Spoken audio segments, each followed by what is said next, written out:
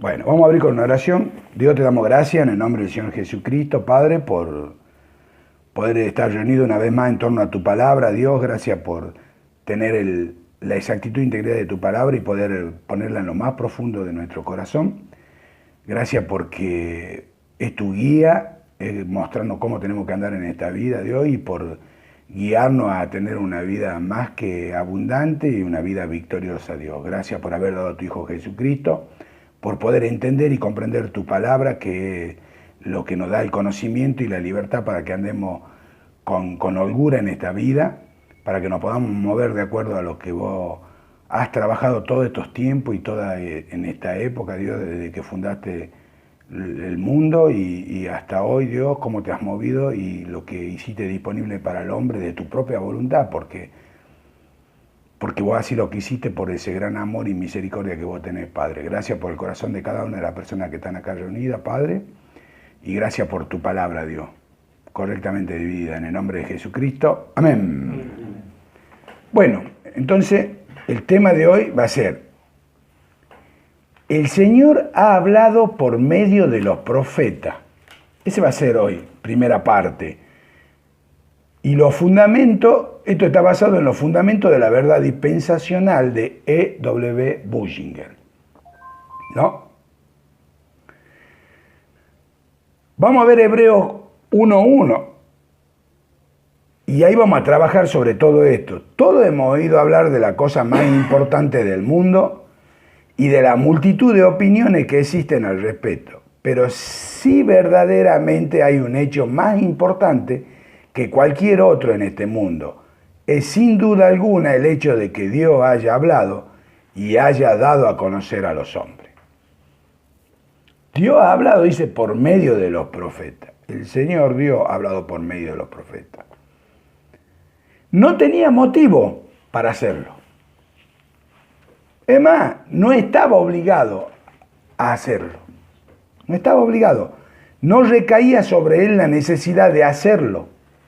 Las cosas hubiesen seguido entonces sucediendo tal como han ido sucediendo. Y la historia del hombre habría sido exactamente igual que la conocemos hoy en día. Siendo que la única diferencia habría sido que el hombre habría así permanecido en una condición de absoluta ignorancia en muchos asuntos. Y cuestiones que son de gran importancia y envergadura. Y el resultado hubiera sido la incapacidad de entenderla y explicarla por los 5 sentidos y por la razón. Por eso Dios habló. De hecho, asimismo, le ocurre en los días actuales a todos aquellos que desconocen que Dios ha hablado, o que siendo conscientes del hecho no saben lo que ha dicho, o sencillamente no creen lo que ha dicho. Romanos capítulo 10, versículo 17 dice: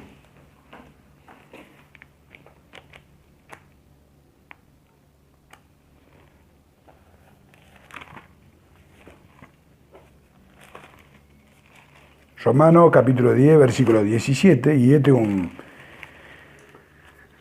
un capítulo y un versículo que lo conocemos de muy temprano, de edad de nuestra, digamos. 10, 17 dice: así que la fe es por el oír, y el oír por la palabra de Dios. Es por tanto por medio de la fe en lo que Dios ha dicho que comprendemos el hecho de que las edades fuesen ajustadas por Él, de manera que las cosas se ven con el ojo externo, no hayan surgido ni tengan origen en lo que nos aparece exteriormente, y no pueden por tanto ser juzgadas o explicadas por las experiencias eternas. Hebreos 11, 3.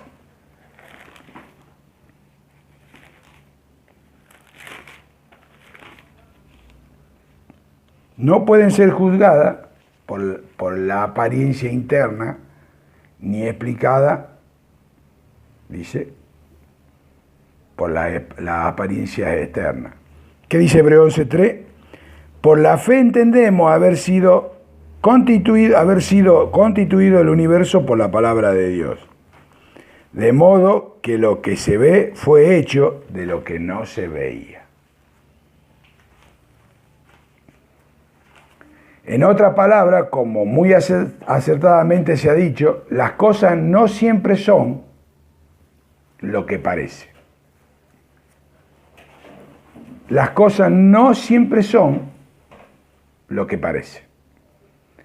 Hay un hecho que es realmente maravilloso y casi increíble, y es precisamente que Dios haya hablado y haya tenido la misericordia de darle a conocer al hombre la fuente secreta de la historia, por ese gran amor que Dios tenía, a fin de que el hombre le sea posible saber y comprender la verdad acerca de las edades o dispensaciones, que van una a seguir a la otra, y que pueda discernir esa verdad en lo que se refiere a sus principios de administración durante cada una de ellas. Durante los comienzos del mundo, Dios habló directamente a los hombres, como fue el caso con Adán, con Noé, con Abraham y con otros muchos. Sin embargo, cuando habló a los hombres de manera colectiva o de todas las naciones sin distinción a todos, siempre lo hizo valiéndose de otros hombres. Así lo hizo Dios. Ahora bien, ¿por medio de quién habló? Segunda de Pedro 1:21, ¿qué dice? Ahí nomás, a la vuelta de Hebreo. Primera, segunda de Pedro 1:21.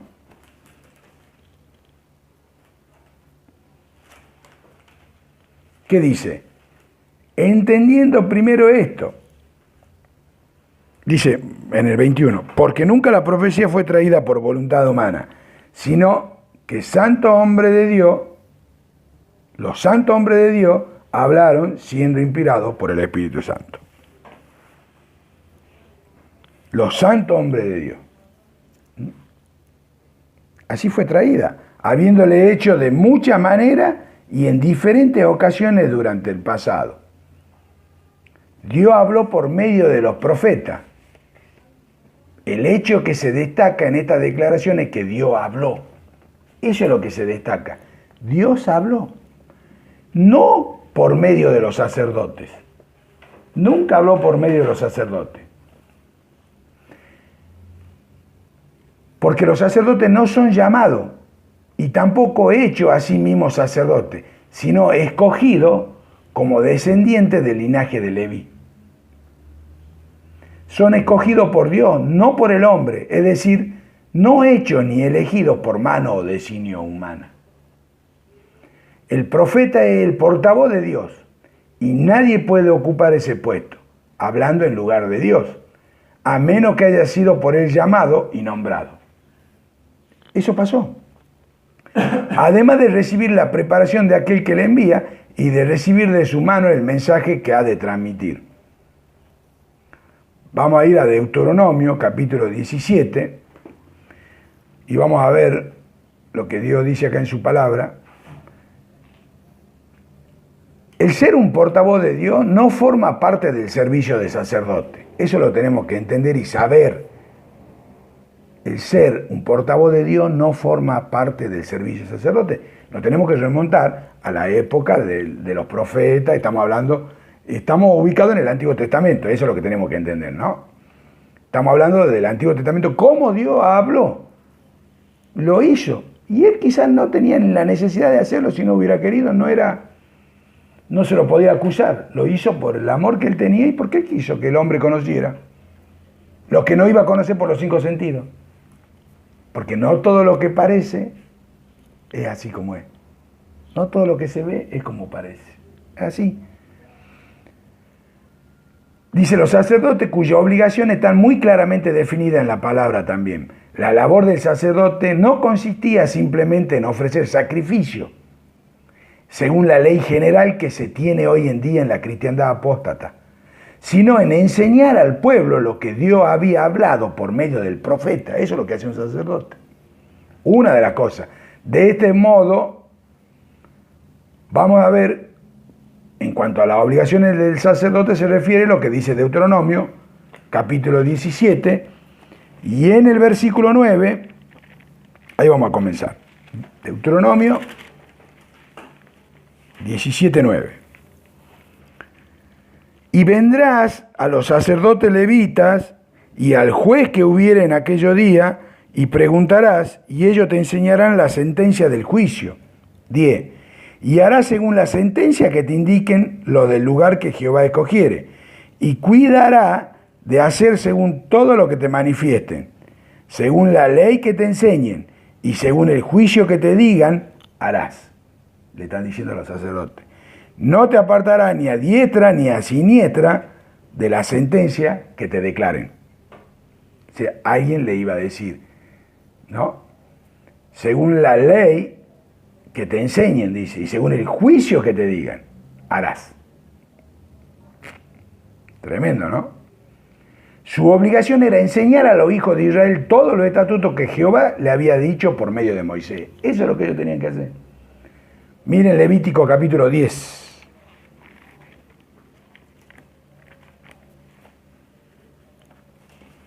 Génesis, Éxodo, Levítico capítulo 10.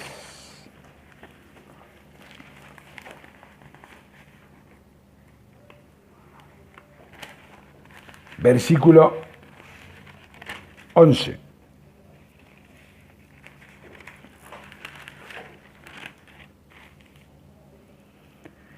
Y para enseñar a los hijos de Israel todos los estatutos que Jehová les ha dicho por medio de Moisés.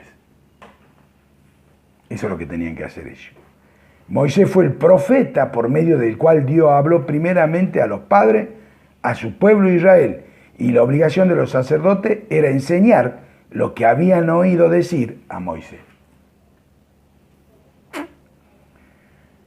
En Deuteronomio 33, capítulo 33, versículo 10,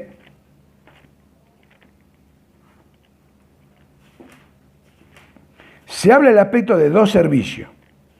33, 10. Se habla acerca del aspecto de los dos servicios de los sacerdotes. Podemos ver claramente cuál de los dos era el más importante. Simplemente tenemos que poner en el orden en que está escrito y en que aparecen los servicios mencionados. Uno tiene que darse cuenta, uno tiene que tomarse el tiempo para poder entender esas cosas. Estos dos servicios los hallamos en la bendición de Levi y leemos. Primero, ellos enseñarán tu juicio a Jacob y tu ley a Israel. ¿Cuál está primero?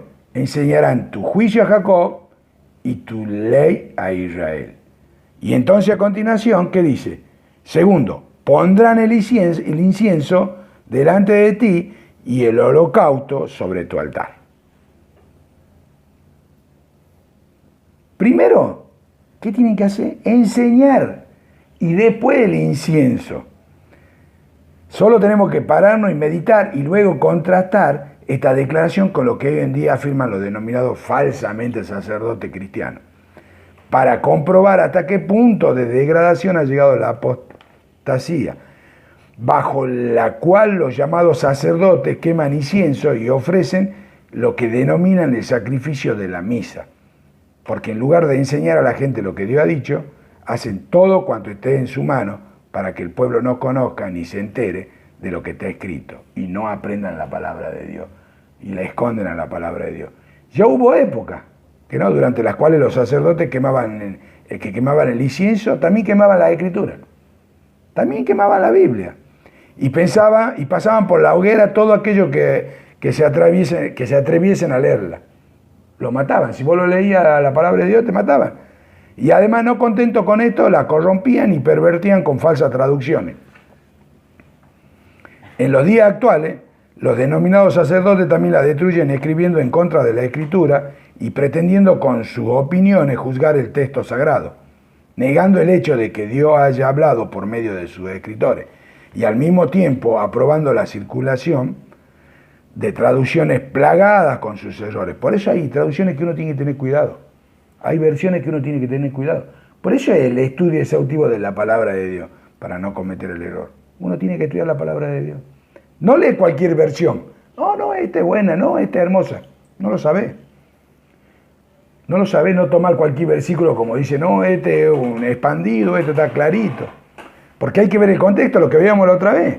Hay que ver, digamos, en sus tiempos, cómo fueron las costumbres, cómo fueron todo en el tiempo. No ahora, ahora tenemos otro tipo de costumbre, distinta a lo que era Oriente. Hasta aquí ha llegado, dice, la apostasía actual, que es tan real y flagrante como lo fue en los peores días del rey Joacim. Fue tremendo el rey Joacim, quemaron todo. Es cierto que en la actualidad los pecados son más camuflados y refinados que en aquellos días pasados, pero el corazón del hombre es peor que entonces, hoy. El envenenamiento científico ocupa hoy en día el lugar del asesinato violento de entonces. Y al robo que había se antepone ahora los más refinados cálculos.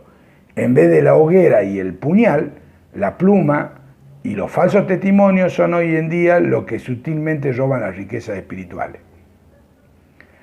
Pero los sacerdotes siempre se han comportado de esta manera a través de todos los siglos. O sea, tampoco lo dejamos afuera a los sacerdotes de Dios, porque hemos visto el otro día cómo el profeta Eliseo y los hijos estaban todos corruptos, ¿no? ¿Se acuerdan? Que no le enseñaba a los hijos. Vamos a ver un hombre, un sacerdote, que realmente valoró lo que era el sacerdocio y hizo lo que Dios dijo en su palabra, y ese es Edra. Edra, capítulo 7.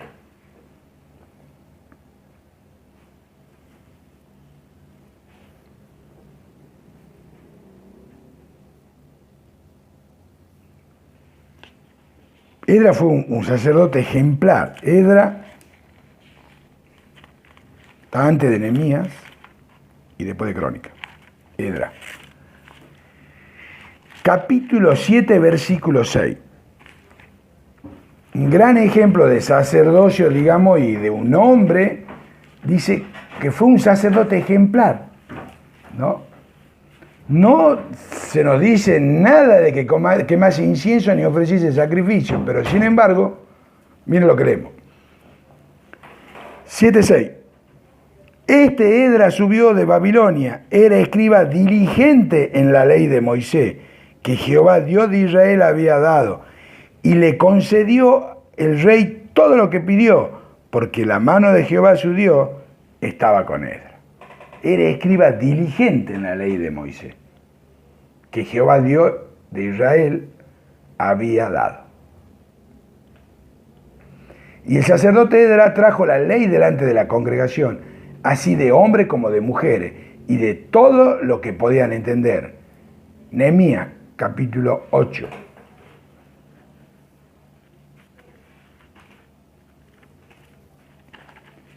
Nehemías, capítulo 8, versículo 2.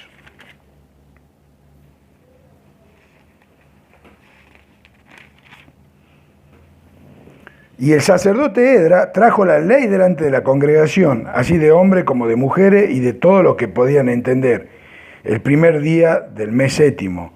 3. Y leyó el libro delante de la plaza que está delante de la puerta de las aguas. Dice, desde el alba hasta el mediodía.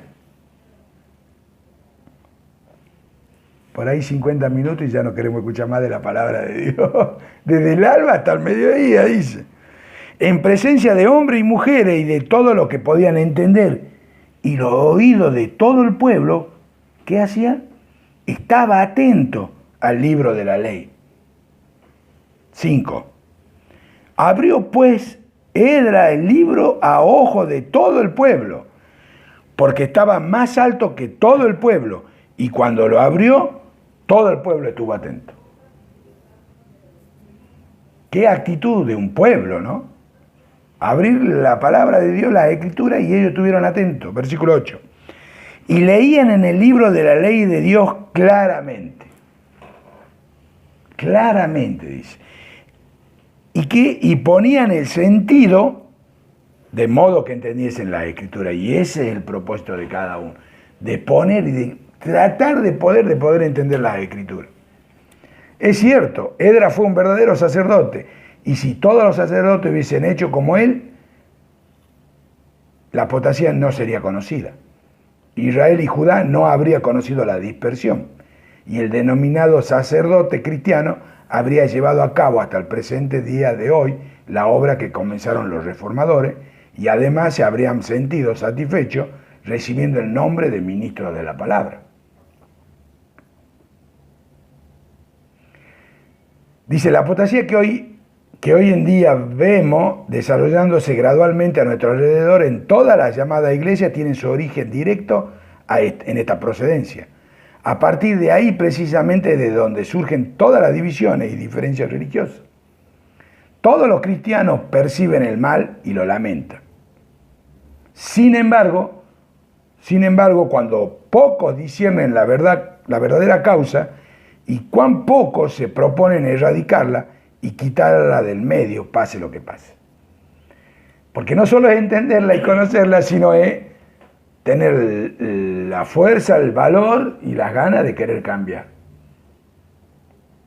No se dan cuenta de que los sacerdotes son humanos en sí mismos y son además, por así decirlo, de manufactura humana. Y así ha sido a lo largo de todas las edades. Todos los sacerdotes han sido hechos de mano de carne. En Israel fueron concebidos de voluntad de hombre y de voluntad de carne. Y en nuestro día también se puede decir lo mismo. Es por eso que Jehová no habló jamás por boca de los sacerdotes, sino de los profetas. Porque los labios del sacerdote han de guardar la sabiduría, y de su boca el pueblo buscará la ley. Porque mensajero es de Jehová de los ejércitos, Malaquías 2:7. Porque mensajero es de Jehová de los ejércitos. Los sacerdotes deberían estar agradecidos por el hecho de no haber quedado totalmente excluidos a la hora de recibir el llamamiento divino, a fin de ser portavoces de Dios. Jeremías y Ezequiel fueron profetas que recibieron este tipo de llamamiento, pero también lo fue Abraham, que fue un patriarca. Génesis 20:7.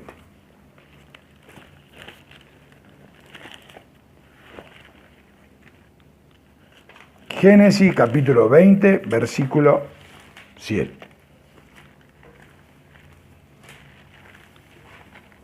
Dice, ahora pues devuelve la mujer a su marido porque es profeta, y está hablando de Abraham. Abraham es profeta y orará por ti y vivirás. ¿No? Abraham es profeta. David, que fue rey, miren en Hechos capítulo 2, versículos 30 y 31,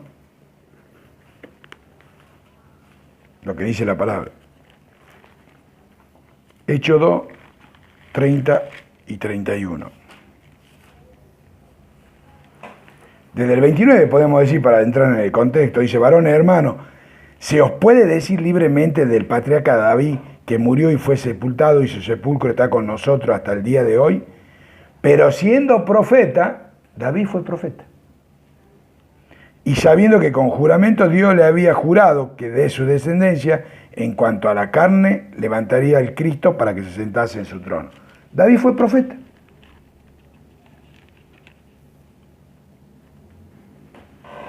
Daniel, capítulo 2, 19. Daniel, que fue un príncipe, porque Daniel fue un príncipe. Daniel 2, 19.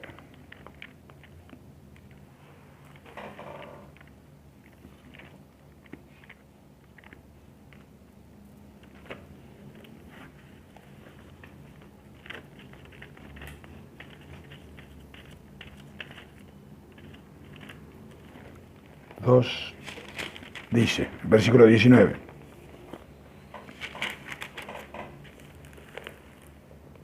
Entonces el secreto fue revelado a Daniel en visión de noche, por lo cual bendijo Daniel al Dios del cielo.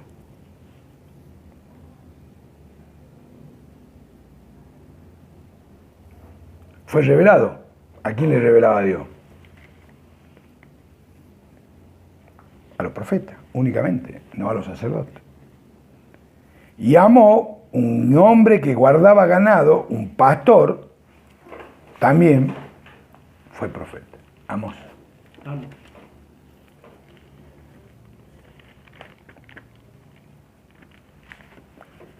Uno.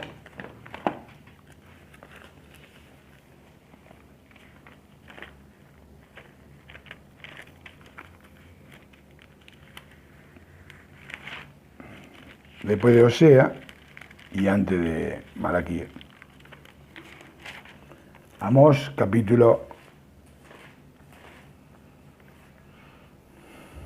1, versículo 1 dice: la palabra de Amós, que fue uno de los pastores de Tecoa, que profetizó acerca de Israel en día de Usía, rey de Judá, y en día de Jeroboam, hijo de Joás, rey de Israel, 2 años antes del terremoto, dice, profetizó, era profeta.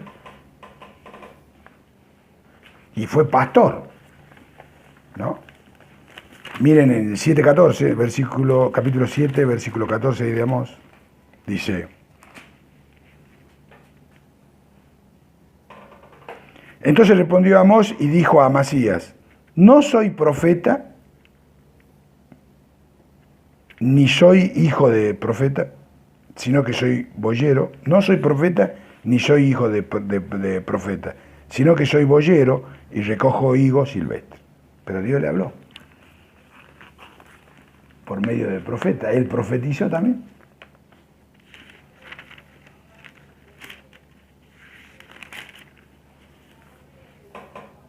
Acerca de Israel, él trajo profecía, era un profeta. Pero él es lo que él estaba diciendo: yo soy pastor. ¿Viste? No era sacerdote ni esa cosa. En su mayoría fueron hombres de poca importancia, desconocidos, de no ser por el nombre de su padre. Y también hubo profetisas, además de profetas, o sea, mujeres que profetizaban.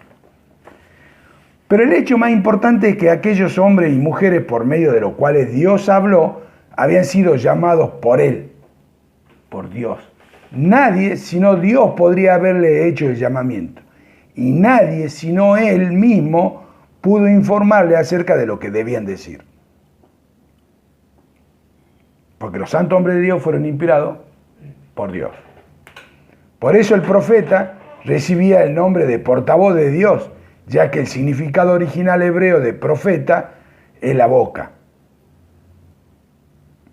Aarón actuó como siendo la boca de Moisés. Éxodo capítulo 4, versículo 16. El significado de profeta es la boca.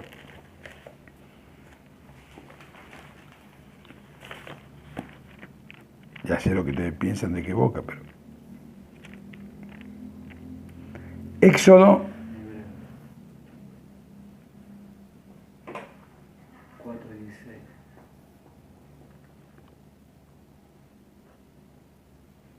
4:16.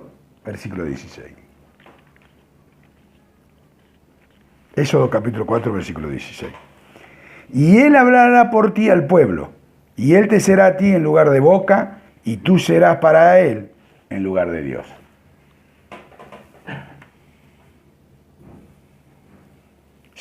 Capítulo 7, versículo 1. De Éxodo, ¿no? Estamos ahí en Éxodo todavía. 7:1.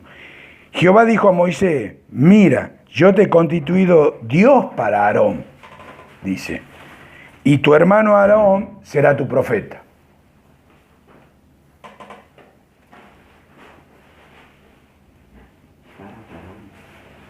Y tu hermano Aarón será tu profeta. Tremendo, ¿no? Y ahí vemos que el profeta actuó como siendo la boca de Jehová.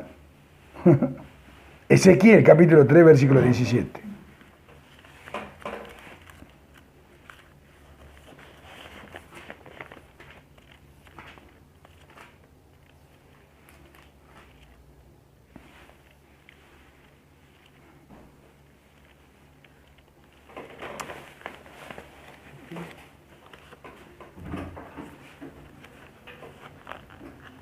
Ezequiel, capítulo 17, 3:17, perdón. Capítulo 3, versículo 17.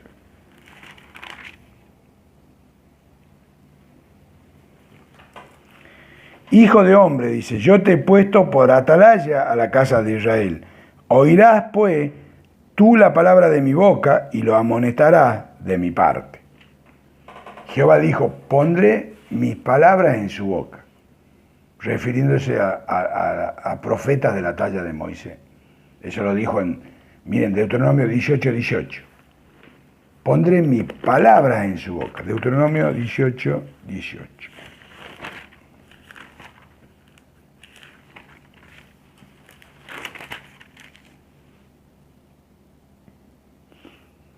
Profeta le levantaré de en medio de sus hermanos como tú, y pondré mis palabras en su boca, y él le hablará todo lo que yo le mandare, el profeta. Esta es la explicación divina de lo que es la inspiración, y no es posible darle otra definición más clara y detallada. Tampoco es posible explicar la creación. Es algo que se debe aceptar por creencia, y no intentar llegar a la respuesta por la razón sensorial. La inspiración es un hecho, del mismo modo que también lo es la creación. El Dios que sopló en la nariz del hombre el aliento de vida es el mismo Dios que sopló en la boca del hombre y sobre su pluma la palabra de vida. Como dijo Pedro en Hechos 1:16, era necesario que se cumpliese la escritura en el que el Espíritu Santo habló antes por boca de David acerca de Judas. Fue David quien lo dijo, pero no fueron sus palabras, puesto que David no podía saber nada acerca de Judas. ¿Cómo podría David haber hablado nada acerca de Judas cuando faltaban todavía 1000 años para que naciese Judas?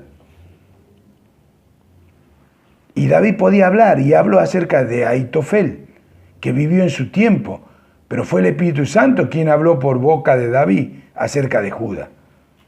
Él podía hablar, David podía hablar.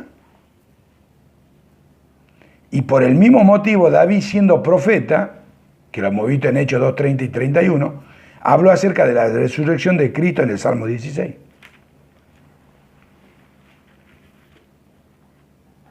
Miren, en Ezequiel, capítulo 3, versículo 17, es lo mismo. De la misma manera como le habló Dios a Ezequiel, oirás pues tú la palabra de mi boca y la amonestarás, y los amonestarás de mi parte, lo que dijo en Ezequiel 3:17. Aquí vemos, por lo tanto, que en muchas ocasiones y de muchas maneras habló Dios en el pasado a los padres hebreos, por medio de los profetas y no por los sacerdotes. No habló por los sacerdotes. Fíjense además en lo que Dios habló, lo dijo a los padres. Es decir, a los antepasados de aquellos a quienes fue dirigida la epístola a los hebreos. No fue dirigida ni escrita a los gentiles, aunque dentro de la carta hubiese muchas cosas a su respecto.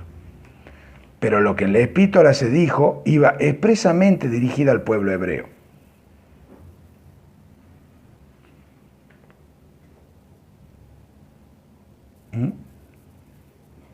Respecto a la manera indigna como se comportó en el pasado y a la gracia maravillosa de Jehová para con ellos. De manera en que habían provocado la ira de Jehová y el contraste con la tolerancia suya hacia aquella nación. Acerca, dice, de los castigos que tuvieron el resultado de su desobediencia, que soportar en aquellos tiempos y sobre su dispersión, que iría en breve a permitir Jehová como consecuencia. Así como además les habló acerca de su futura restauración y la gloria de Jehová con ellos. En hebreo, digamos, está que habló a los padres. Cuando él empieza a hablar en hebreo, dice, le habló a los, así le dijo a los padres de ellos, ¿no? Así pues, el tema de las palabras que Jehová le dirigió se limitaba enteramente a Israel y a los principios de la administración que Jehová llevaba a cabo. Se limitaba así, primero y principalmente a Israel, ¿no? Específicamente con aquella particular nación. Específicamente con aquella particular nación. Lo hizo con un hombre, después se hizo una gran nación, lo hizo con Abraham. En él fue la promesa, y de ahí fue una gran nación. La que Dios había escogido. Lo escogió a Abraham por la creencia, el padre de todos los creyentes, dice, todos los que creen. ¿Quién es? Abraham. Y en él le dio la promesa, que iba a ser padre de una gran nación, de un gran pueblo, hasta hoy. Hasta hoy sigue siendo padre de los creyentes. Todas las cosas que la carta contenía eran típicas de aquella dispensación en concreto. Por lo tanto, si aplicamos de aquel pueblo particular, de aquel entonces, aquellos peculiares principios, y lo empleamos para la dispensación de nuestro día, estaremos tomando lo que Dios habló por medio de los profetas para hablar y respeto a los padres, es decir, al Israel de entonces. Y lo estaremos leyendo como si hubiesen sido pronunciadas para nosotros en la actual dispensación. Con ese procedimiento lo único que lograremos será sembrar la confusión. Y en vez de en la verdad, no hallaremos en un gran error. Si hacemos exactamente lo que era, porque una dispensación es para una y otra dispensación es para otra. La gran confusión se instala cuando aquello que fue dicho a Israel referente a las futuras bendiciones que habrían de recibir como nación, se interpretan como si fueran las bendiciones actuales. Literalmente de los gentiles, o de la raza anglosajona, o de cualquier otra raza diferente a la hebrea. Antes decía, orá por el pan de cada día. Si vos seguís haciendo eso, Padre, danos hoy el pan de cada día, vos estás haciendo lo que hace y eso es un error grave. Hoy, ¿qué dice Filipenses 4:19? Mi Dios suplirá todo lo que os falta conforme a su riqueza en gloria en Cristo Jesús. De eso está hablando. Cuando las promesas que eran para Israel, la toma hoy para la cristiandad. Y no solo eso, sino que hace al revés todas las cosas. Porque digamos que acá está hablando de un sacerdocio totalmente equivocado, que es más importante los inciensos que enseñarle al pueblo la exactitud y la integridad de la palabra de Dios. Por eso nunca podía haberte enseñado que lo que decía la palabra de Dios, porque no estaban interesados. La misma confusión acarreamos cuando espiritualmente las profecías y cuando todo se interpreta como siendo las actuales bendiciones espirituales que recibe la iglesia. Este último sistema de falsa interpretación fue precisamente el que condujo al anterior. Estando harto hasta la saciedad de ese trato indebido de las escrituras proféticas, hecho por medio de los tradicionales comentadores evangélicos, que siempre dan a las afirmaciones literales un sentido espiritual. Hubo muchos que optaron por procurar alivio, y lo hallaron, preservando el significado literal. Acompañamos en el sentimiento a todos aquellos que fueron descarriados por causa de este duplo error, pues nada ganan así, dice, y lo que les sucede es que se pierden algo divino y maravilloso. Se quedan con la mera sombra y se pierden la bendita sustancia acerca de la cual habló Dios por medio del Hijo. Y desde entonces, por medio de aquellos que le oyeron y por medio de su siervo. 2 de Timoteo 1:8 para terminar.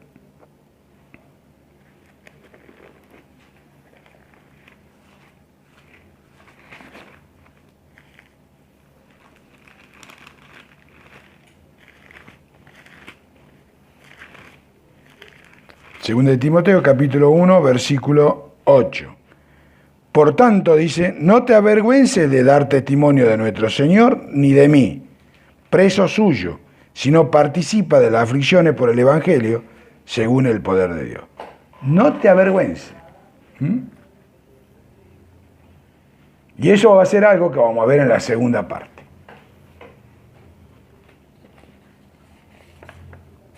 Oremos. Dios, te damos gracias en el nombre del Señor Jesucristo, Padre, por poder entender cómo has hablado a tu pueblo, cómo lo haces hoy en día, literalmente de tu boca, inspirando a tus santos hombres, Dios, para que hablen la exactitud de tu palabra, Dios, para que hablen lo que vos querés que digan. Gracias por trabajar estas palabras en nuestro corazón, poder entender cómo las cosas funcionaron y cómo funcionan, Dios, en cada administración, para que podamos andar de acuerdo a lo que nosotros hoy tenemos disponible y poder vivir así de victoria en victoria, más que vencedores como tu Hijo Jesucristo lo hizo disponible, Dios. Gracias por haber derramado el Espíritu Santo, Dios, por manifestarlo al mundo de los sentidos, por esa palabra que trae de tu reino, Dios, para edificación del cuerpo de Cristo, Dios. En el nombre de Jesucristo, amén. Amén. Y por favor, Hugo, lengua con interpretación. de Frenquei, Tarate, si de Nevinio, Mencalataya. De cierto le digo, mis niños amados, yo soy un Dios poderoso, yo soy un Dios que lo está cuidando y lo está protegiendo constantemente. Escuchen mi palabra, pónganla en la boca para decirle al pueblo lo que tienen que decirle.